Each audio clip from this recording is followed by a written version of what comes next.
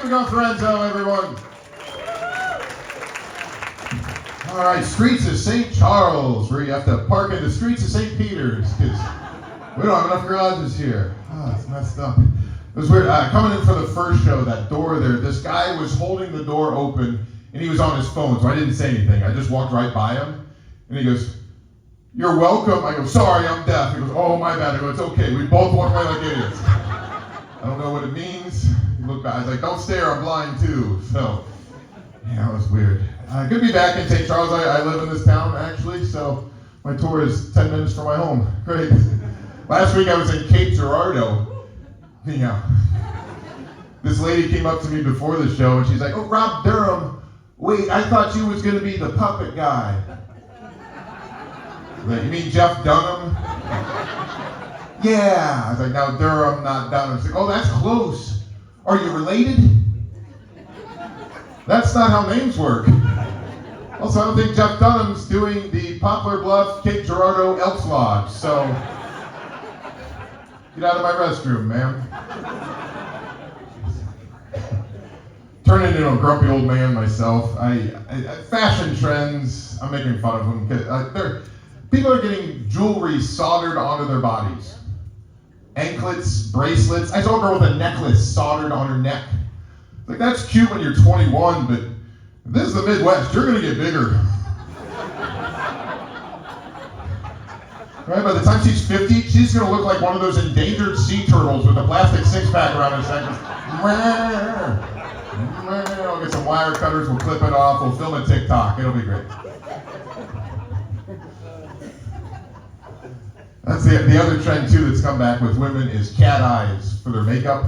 Cat eye, where they get the tribal makeup all the way back, like cat eyes. That's supposed to fool us guys. Ooh, check her out. She reminds me of Mittens. Give me some yarn. I can lure her back to the top of my couch. Weird. My buddy still has to date girls. He's still out there dating. I don't think I could be in today's dating world. My wife would be mad. But he keeps getting dumped. And I was like, dude, every time he gets dumped, I have to give him that pep talk. Like, it's all right, man. None of us liked her anyway. We didn't want her in our friend group anyway. She was trash. 3 days later, they get back together. It's like, she's recyclable. Please delete all those text messages. I found with my buddies. We played pickleball. Any pickleball people in the crowd? Just not everyone? All right, that's... Yeah, I take it way too seriously. I like it because I'm young in pickleball ages. I'm in my 40s still. That's young. Yeah, I play with guys much older than me, and they do not let you take a day off. Like, no, come on. It's like, my ankle hurts. I need a day off. Oh, we're playing. We're 75. We still play every day. I'm like, yeah, but this could be your last year, so make it count. I don't know. They talk trash in a different way, too. I was playing singles against my buddy Bob. He's older than me, and I blew this huge lead. And after the game, he's like, "What are you going to do with all those chickens?" I was like, "What?" He's like, "Those chickens, what are you going to do with them?" I was like, "What chickens, Bob?" He's like, "The ones you counted before they hatch, whippersnapper." Boom. I'm like, what? Burn? So I'm married. I've been married for 16 years. Thank you. That's like 52 years in St. Charles terms. Best part about marriage, dual income. Because my wife has 2 jobs, so get to work. No, I work too. I'm a full-time teacher. Yeah, when we started dating, I was just like a substitute teacher, and my wife's like, maybe you should make more than a 4-figure salary. So when your comedy career is at the point where you're like, you don't make a lot more money, being a teacher. It's time to get realistic. I teach out at Marquette High School in Chesterfield. Okay, just checking for parents. It's a lovely school where all the kids drive Teslas. Nothing wrong with that at all. No, it's cool. It's cool. I don't know.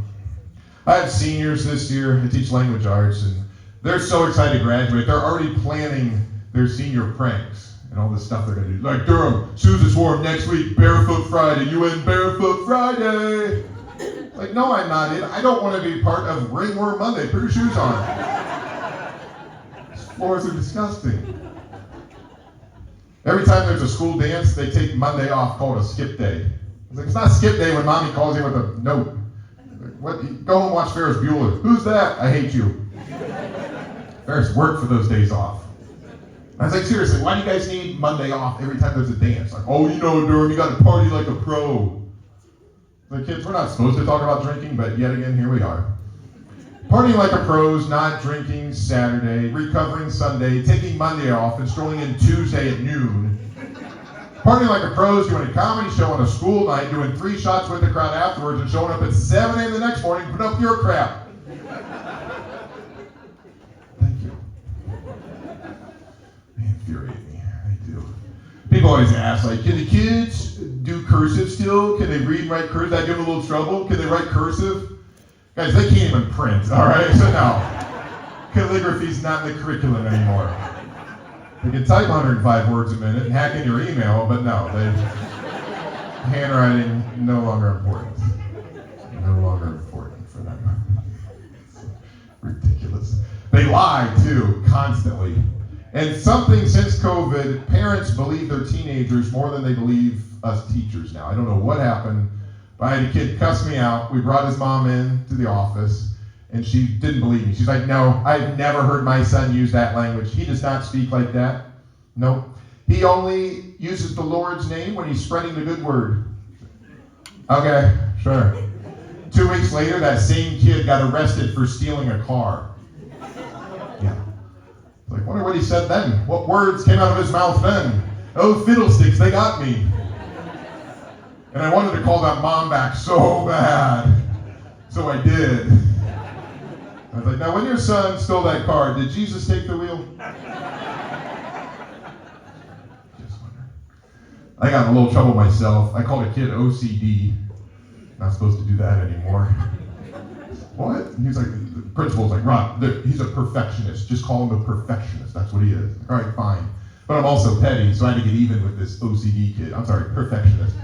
So the next day, I wrote an entire sentence on the whiteboard with a red marker, and I didn't put a period. He's like, Mr. Durham, your grammar there, you forgot to have a period. If you could just go ahead and fix that for us. Like, oh, yeah. I put the red marker down and picked up an orange. He's like, no, you wouldn't do that, would you? I was like, oh, yeah, I would. He's like, why would you do that? I was like, I'm an imperfectionist. Ha! I got sent back to the office. It's all right. I have tenure and nobody wants my job. There are all these articles about giving guns to teachers. Please don't. We will pull those out at the wrong time. Go ahead and say 6, 7 one more time. I dare. Do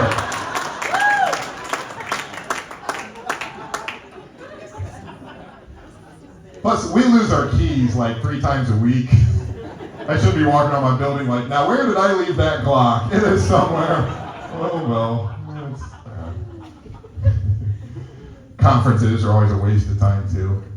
Never get to conference with the parents I need to speak to. It's always the mom and dad whose son has a 98%. Right? The dad comes in, he's got a notepad and an iPad with all the kids' transcripts back to when he was 10 years old. Mom comes in with a notepad with 50 questions and doesn't blink the whole time because we don't know what's wrong with our son. He only has a 98 here. I don't know. Maybe he has severe anxiety. What's going on? Oh, why is he better? I don't know. Jeez. He's gifted. You saw that he's gifted, right? Yes, he's gifted. Yeah. You know what gifted means? That means he took a test when he was 8 years old, but he has a July birthday, so he's a few months older and a few months smarter than everyone else. You know who else was gifted? Me. And now I have 4 jobs.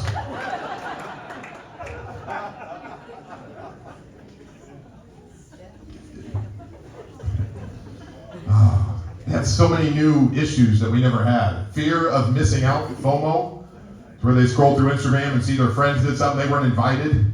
Yeah, it's like that was my whole high school career. Like, well, do you do FOMO now, Mr. Durham? No. How come? I don't want to go out. I'm an adult. I'd rather stay home. I get fear of going out. It's called FOGO. I scroll through Instagram, I'm like, thank God I wasn't invited to that. Oh. There's no alcohol, and they brought their kids in Collinsville. Not going to that.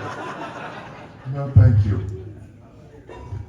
I did hear some girls talking about drinking, so I kind of eavesdropped. And this girl was like, yeah, my sister's in college. She doesn't drink beer. She only drinks Roman Cokes. I'm sorry, not trying to eavesdrop on your conversation. Did you say Roman Coke? She's like, yeah, Durham, it's okay, she's 22. No, what's in a Roman Coke? She's like, Captain Morgan and Coke? Duh. Oh yeah, Captain Morgan, one of the great Romans of all time. Yeah. Used to take Caesar around in his pirate ship. Sure. It's even worse when they talk about music. I heard this the other day. This kid goes, yeah, I'm into this punk rock, classic rock band. They're called Blink 182. Detention. They're like, Mr. Durham, what was your first concert? I was like, I think it was Billy Idol. Like, it's pronounced Billy Eilish. Duh. Detention. Oh, kids are killing me. I try and get the parents involved a little bit. So we read 1984 every year. So I send home a little slip and I say, have your parents fill this out. What do they know about 1984? Best answer, it was Van Halen's best album. Yeah, you're not wrong there. This year a girl brought it back and she's like, Mr. Durham, I couldn't fill it out. My mom hasn't read it. I was like, that's all right. She's like, well, she couldn't have. She wasn't born until 1983, so... Wait, the book was written in the 40s. Oh, well, then she definitely didn't read it then. Okay. She's not much of a reader. You don't say. Goodness. It's bad. It's bad in there. We had a fire drill 2 weeks ago, and this girl got knocked down during the fire drill, and I laughed at her. Here's why. Here's why. She paused to take a selfie on the stairwell. Yeah, gets knocked on her butt. She gets back up. She's like, Mr. Durham, why are you laughing? I was like, you just recreated Mufasa's death scene from The Lion King. Get up, girl, circle of life. Got some really ambitious kids, too. One boy told me he's either going to play in the NFL or be an astronaut. I was like, what's plan C? Because you're a senior on the JV team in Algebra 1. So, he's like, what do you think I'll be when I get older? A meme. And some kids, the complete opposite, though. This one girl, she heckles me during class. I'm like, you are heckling the wrong teacher. I've been doing comedy a lot longer than teaching. She's like, whatever, I don't care about this class. I was like, why don't you care about school? She's like, because when I get out of school, I'm going to be a trophy wife.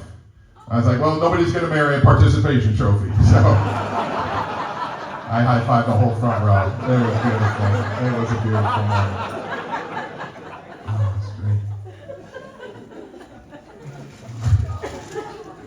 A lot of PDA in the hallways, too. Kids are always making out. Here's my little trick. Teachers, you can use this. If kids are making out in the hallway, just walk by and go, ooh, you're doing it wrong. Then keep going. That's all you got to do. They're very self-conscious at that age. Last year, Valentine's week, my least favorite student's kissing his girlfriend. I walk up and go, wow, 2 girls the same day. Good for you, bro. He got slapped.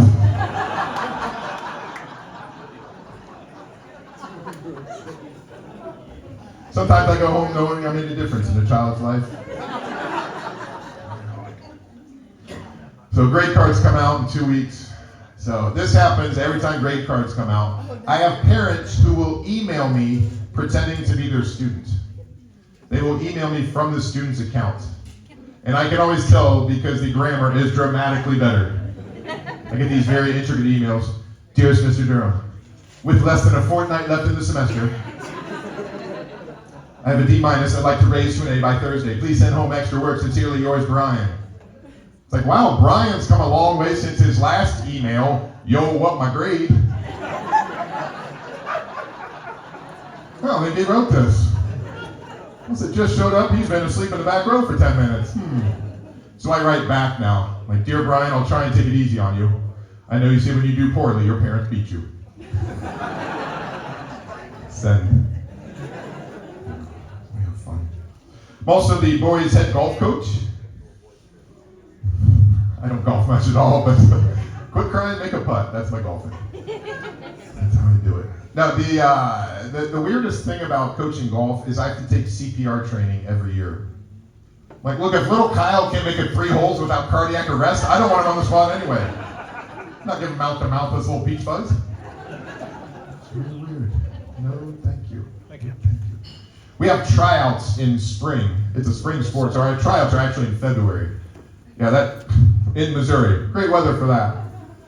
2 years ago, the lake was frozen. This boy hits his ball in the lake. He's like, Coach, can I play from there? I was like, yeah, but if you fall in, you get cut from the squad.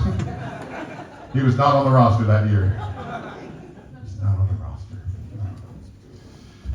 I have a buddy that he looked up my teacher salary, and he's like, you make more than me. Did you know that? I was like, yeah, that's fine. I've been teaching 15 years. I have a master's plus 30, and he's a plumber.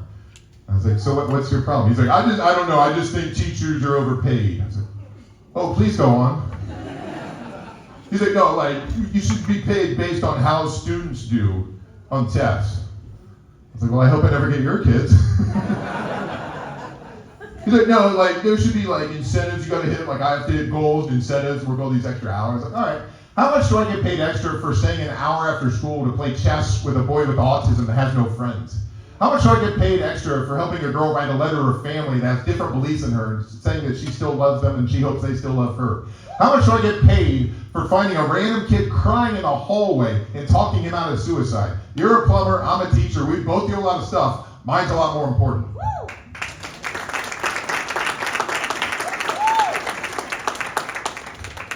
Now, I haven't done any of those things.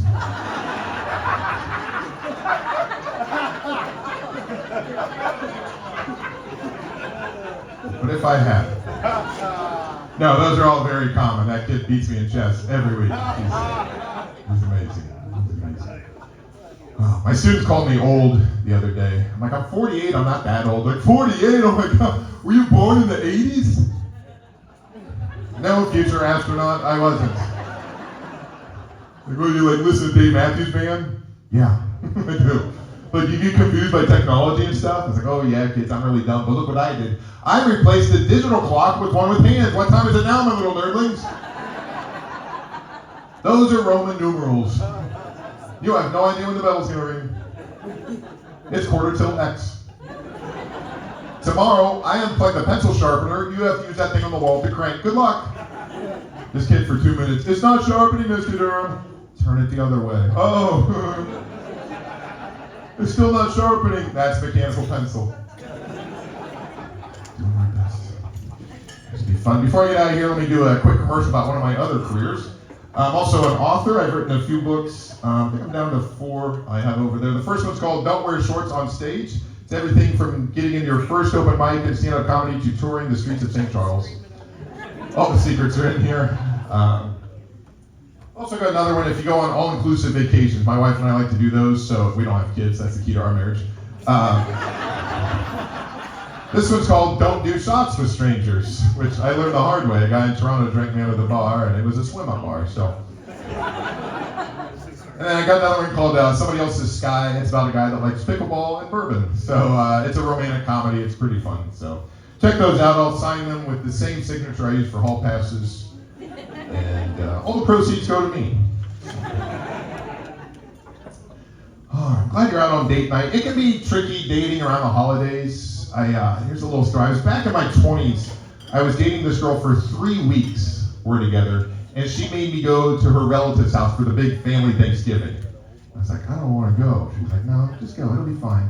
And when I get there, her mom's like, Rob's here for the family Thanksgiving. Rob, you're going to be part of this family someday. Get in a family photo. And I'm like, oh, save your receipts, please. She's like, no, you stand next to Grandpa in the back row. I was like, fine, whatever.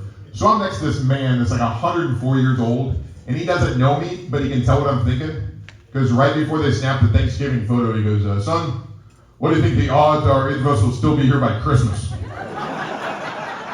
Neither of us were. Neither of us were.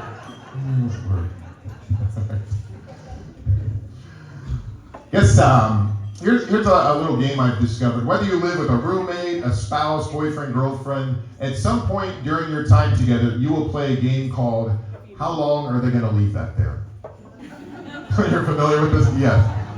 It's a game I often lose, because one person in the relationship thinks, this is where this can go, forever.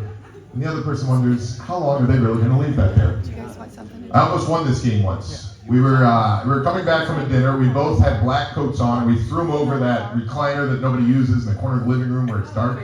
Yeah, we were both, and so the next day, I put my coat back in the closet. My wife left hers there. And a few days go by, and I'm like, okay. She thinks it's my coat. She doesn't leave stuff out this long. 1 week goes by, 2, 3, a month goes by. I'm like, I'm gonna win. This is the greatest thing ever. Yeah. I was like, we got a vacation coming up soon. Maybe we should clean up around the house. She's like, yeah, I definitely think we should. I was like, we should pick stuff up. I was like, yes, yep, definitely. I was like, we should put things away. She goes, yes, we should. And I was like, oh yeah? Aha! And she switched it to my coat. Oh, you always win. All right, my name's Rob Durham. Thank you guys very much.